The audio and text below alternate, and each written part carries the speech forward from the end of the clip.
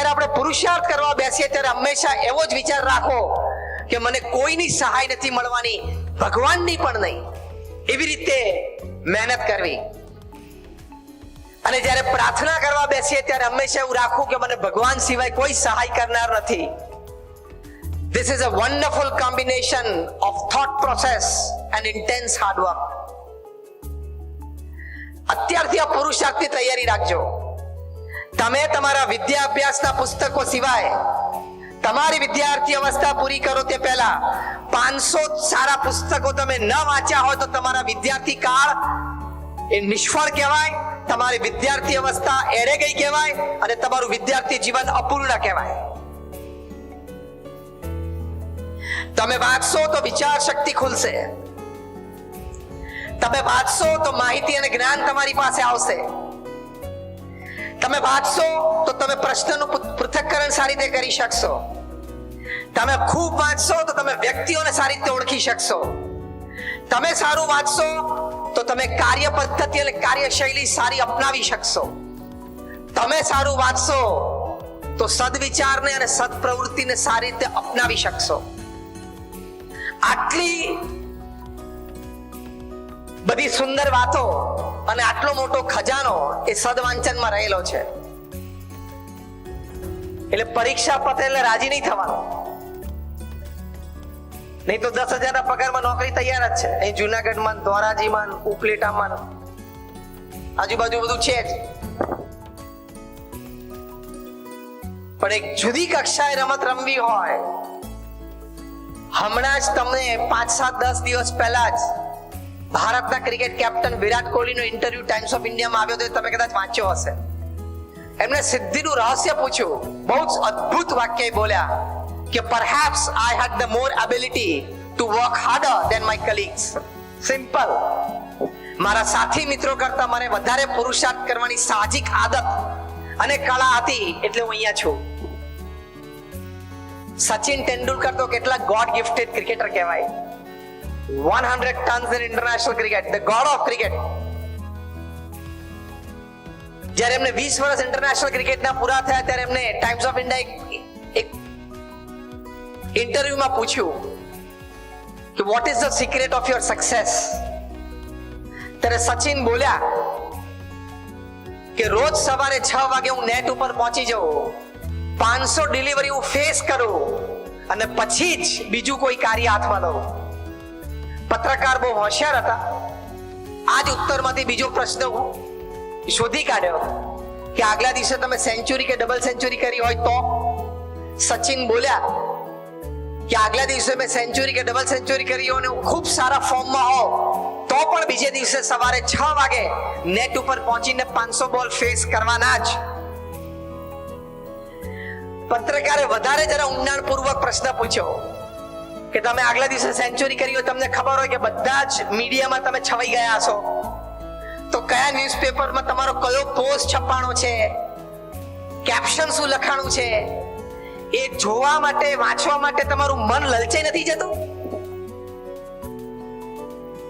ત્યારે સચિને ખૂબ સુંદર ઉત્તર આપ્યો કે સિદ્ધિઓને ગણવામાં જો મન લલચાઈ જાય અને પછી એ પુરુષાર્થને અટકાવે તો આગળ ઉપર પરફોર્મન્સમાં ઘણો બધો પ્રશ્ન આવી જાય. એ 6 થી 9 સવારે એને યાદ જ નહીં કરવાનું. 9 વાગે જ મીડિયા ઓપન કરવાનું. 9 વાગ્યા પહેલા મીડિયા ઓપન કરવાનું જ નહીં. અને આપણે કશું જ આવું કઈ છે નહીં તોય સવારના પોરમાં 6 વાગે ઉઠે, 7 વાગે ઉઠે, પથારીમાંથી બહાર આવે પહેલા મોબાઈલ હાથમાં લે, ડેટા ચાલુ કરે, વોટ્સએપ ચાલુ કરે. નવરો ધૂપ જેવો છું એક તો, તારે કઈ કામ છે નહીં. અને પછી રાજી થાય. 60 chats, 90 messages. પણ એમાં 90% તો બધા ગુડ મોર્નિંગ ના ફૂલડા જ હોય છે. કારણ કે તને ઓળખે છે કોણ કે તને સારો મેસેજ મોકલે, કામનો કઈક મેસેજ મોકલે, અને એમાંથી એક ગુડ મોર્નિંગ નું ફૂલડું તને પાછું ગમી જાય એટલે તું તારા ગ્રુપમાં ફોરવર્ડ કર. એટલે જુનાગઢ થી અમદાવાદ થઈને, મુંબઈ થઈને, દિલ્હી થઈને, લંડન થઈને પાછું ત્રીજા દિવસે તારી ઉપર આવે એનું એ જ ફૂલડું હોય, પણ બપોરે આમ કોઈક નવરો હોય એટલે એકાદું પાંદડું ક્રોપ ચોપ કરી નવું જવા દે એટલે પાછું તું નવું જવા દે. નવરાશનો તો કોઈ પાર છે?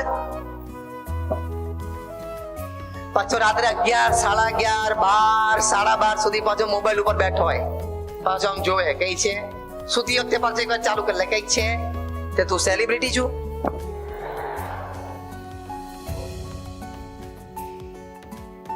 તું કઈ સેલિબ્રિટી છું? આ વાત બધી સિરિયસલી લેજો. તમે એમ ના માનતા, હજી તમે ઇન્ક્યુબેશનમાં છો. પેલું નાનું બાળક જન્મે ને અને નોર્મલ ના હોય ને એટલે ઇન્ક્યુબેશનમાં રાખે, એને ઓક્સિજન મળે. એમ અત્યારે તમે બધા વિદ્યાર્થીઓ છો ને ઇન્ક્યુબેશનમાં છો. પૈસા જોતા હોય એટલે પપ્પાને મમ્મીને ફોન કરો ને પછી એ ટ્રાન્સફર કરે પૈસા મળી જાય. પણ તમે 12 સ્ટેપ આઉટ તો થાવ. 15,000 રૂપિયાની મહિને માસિક નોકરી માટે તમને ફીણ આવી જશે. સહેલું નથી બાર. અને જો તાકાત વાળી ડિગ્રી મેળવશો ને, IIM માંથી ગ્રેજ્યુએટ થાય છે છોકરાઓ. કેન્ટીનમાં બેઠો હોય લાસ્ટ સેમિસ્ટરમાં હોય ત્યારે ગૂગલ અને માઇક્રોસોફ્ટ જેવી MNCs IIM માં આવે. એનો સિનિયર એક્ઝિક્યુટિવ એના સ્ટુડન્ટ સાથે વિદ્યાર્થી સાથે વાત કરે અને આમ સર બોલે, સર સર, અને પેલો પગ ઉપર પગ ચડાઈને સમોસા ને ચા પીતો હોય. અને કે સર તમારી અમારી સાથે ગૂગલમાં કામ કરશો, માઇક્રોસોફ્ટમાં કામ કરશો? કારણ કે the foundation of the major American MNCs is Indian IIT and Indian IIMs. Microsoft અને નાસામાં 27% પ્રેઝન્સ ઇન્ડિયન્સ ની છે. એટલી તાકાતવાર આપણી IIT અને IIM છે.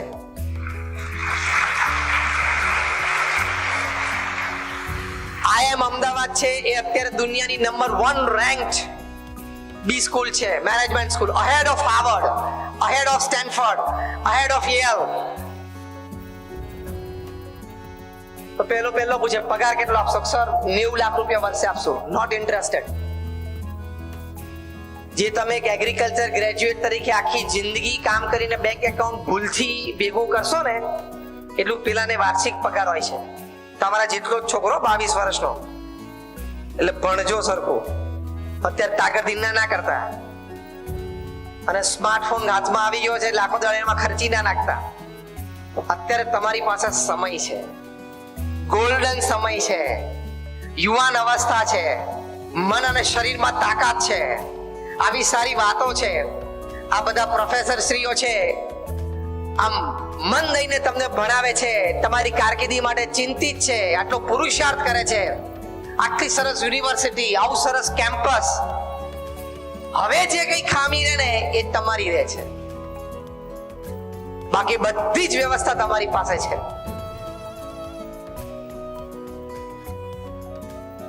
તો આવી રીતે પુરુષાર્થ કરવામાં કોઈ દિવસ ખામી રાખવી નહીં. ત્રીજી એક વાત છે સફળતા માટે, જ્યાં હો તમે ત્યાં આંખ ખુલ્લી રાખવી, કાન સરવા રાખવા, બુદ્ધિ સતેજ રાખવી. કોક વાત, કોક નાનો વિચાર ક્યાંકથી પ્રાપ્ત થઈ જશે, તમારું જીવન બદલાઈ જશે, તમારી કારકિર્દીને